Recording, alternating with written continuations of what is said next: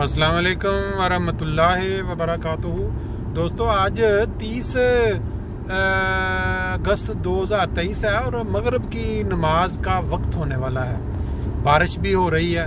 आपने देखे मनाजर के, जैसे बैतुल-सुबूह के अतराफ पे जो बाहर रास्ते हैं जहाँ आमतौर पे गुजरता है इंसान, बिल्डिंग की साइडों पे खाली पड़े हुए पत्थर पड़े हुए, वहाँ भी लोग नमाज के लिए शाम अशा फुल हुई होती है। और कल तो एक अजीब मंजर था कि जो साथ वाली एक फर्म है फैक्ट्री, उसके अंदर भी कुछ दरियां डाल के नमाज पढ़ी जा रही थी। क्यों? क्योंकि खलीफतुल मसीह इस वक्त बैतुल-सुबूह फ्रैंकफर्ट में तशरीफ रखते हैं। और देखें, बरकत देखें या चाहत देखें अहमदियों की कि दूर दूर 100 किलोमीटर दूर से भी इधर पहुंचे होते हैं लोग बच्चों के साथ नमाज हजूर के पीछे पढ़ने के लिए। तो आज बारिश में देखते हैं क्या सिचुएशन बनती है। नमाज मगरिब और इशा का वक्त हुआ जाता है।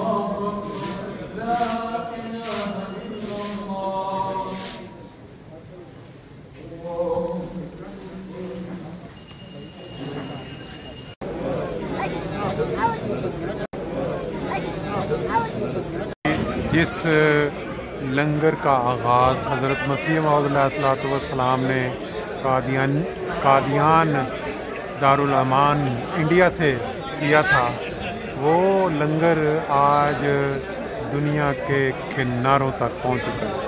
ये देखें, अभी नमाज के बाद हमारे मेहमान जो हज़रत मसीह मौऊद अलैहिस्सलाम के जलसा के लिए तशरीफ़ लाए हैं और बाद मुकामी दोस्त, वो फिर ये है कि इस वक्त इस लंगर से अपनी वो जो रूहानी प्यास नमाज के साथ और जिस्मानी इस लंगर के साथ गुजार रहे हैं।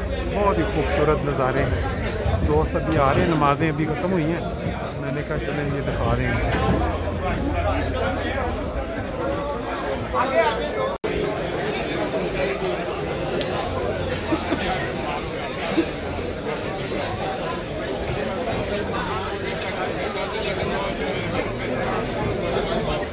जी, ये बात यह है कि दोस्त कितने मज़े के साथ हज़रत मसीह मौऊद अलैहिस्सलाम के लंगर को एंजॉय कर रहे हैं।